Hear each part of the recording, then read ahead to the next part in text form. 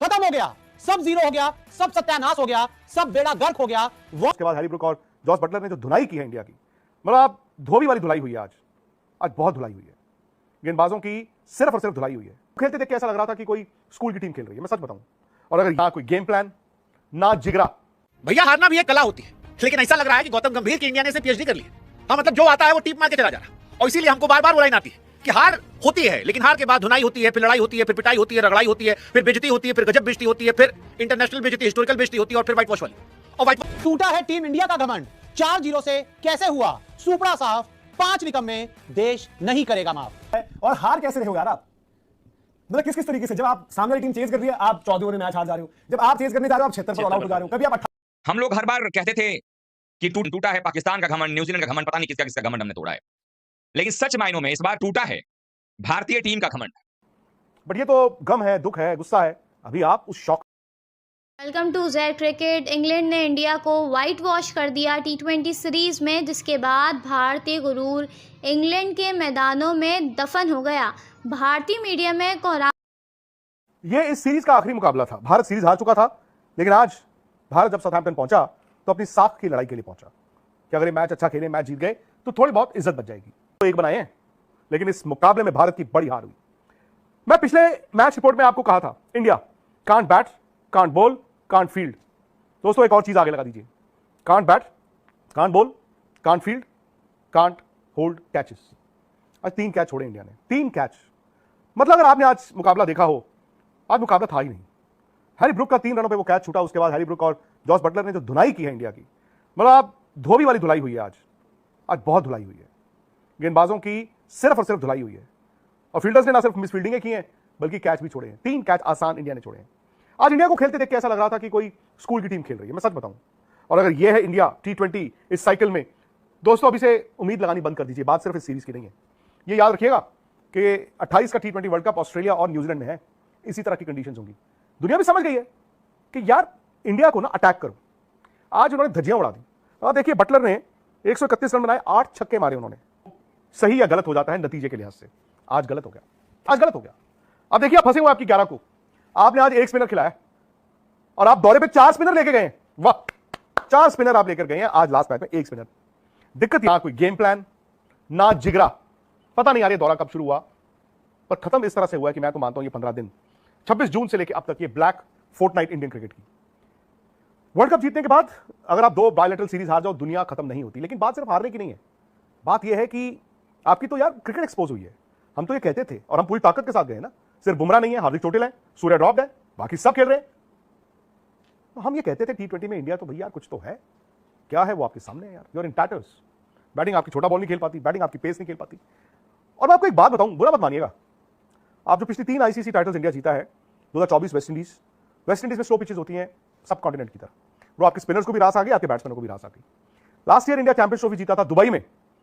India वाहिद country थी जो Dubai में खेल रही थी, बाकी कंट्रीज जो है वो दुबई या पाकिस्तान ट्रैवल करती थी। वहां पे भी स्लो पिचेस थी, वहां पे भी इंडिया 4-4 स्पिनर खिला रहा था, इंडिया वो भी जीता। अभी जो इंडिया टी20 वर्ल्ड कप जीता है 26 में, वो अपने घर पे जीता है, अपनी कंडीशंस में।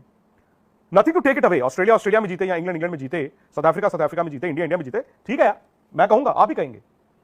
बट अब आपके सब कॉन्टिनेंट में नहीं हो रहा है वर्ल्ड कप। 27 का 50 ओवर का वर्ल्ड कप साउथ अफ्रीका में है।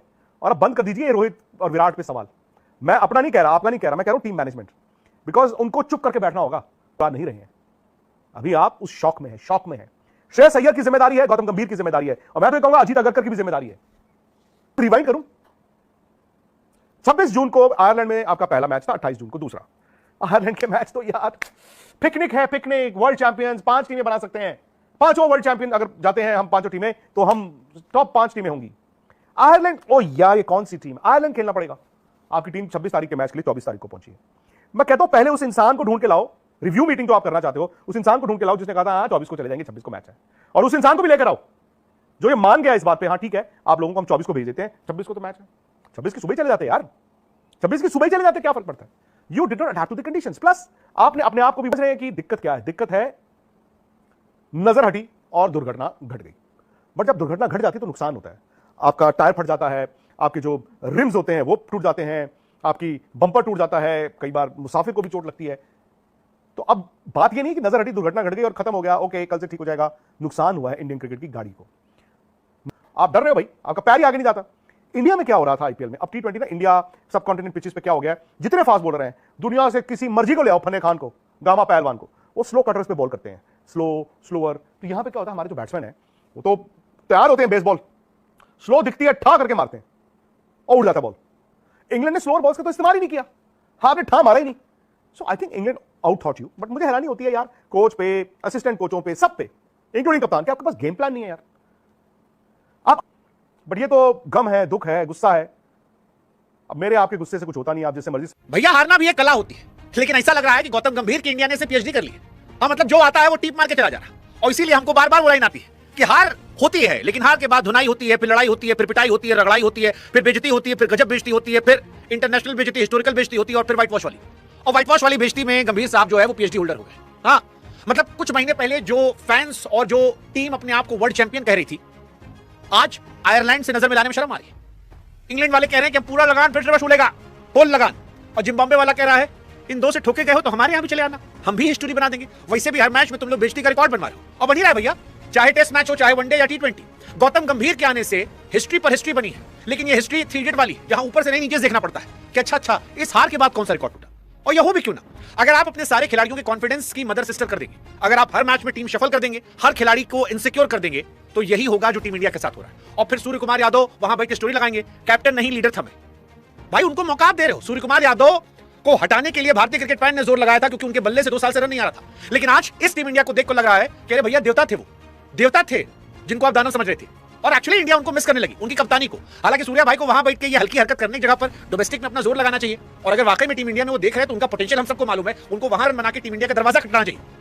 लेकिन सूर्या कहानी अलग है। फिलहाल कहानी इंडिया इंग्लैंड की है। 5वें मैच में भी इंडिया की बेइज्जती हो गई है, और आयरलैंड के पीटने के बाद इंग्लैंड ने हम पर झाड़ू लगा दिया है। 56 रन से हमारे मैच की हार हुई है। 257 बनने पर ही पता था कि ये पाटा पिच पर इंडिया नहीं जीत पाएगी, बिकॉज 250 प्लस बनाना बहुत मुश्किल होता है। और अभिषेक शर्मा के आउट होने के बाद वो कहानी और क्लियर हुई थी। इंडिया ने जोर लगाया, 201 तक पहुंचे, लेकिन वो काफी नहीं था, और इसी वजह से back to back clean sweep हुई है। बहुत बड़ी बेइज्जती हुई है, मतलब इंडियन टीम की बेइज्जती हुई है, बीसीसीआई की बेइज्जती हुई है, प्लेयर्स की बेइज्जती हुई है, कैप्टन की बेइज्जती हुई है। कैप्टन की बहन हालांकि सोच रही है कि नहीं बेइज्जती हुई, कैप्टन की बहन जो है उन पर काफी खुराफात के आरोप लग रहे हैं, क्योंकि टूटा है टीम इंडिया का घमंड, 4-0 से कैसे हुआ सुपड़ा साफ, 5 निकम्मे, देश नहीं करेगा माफ।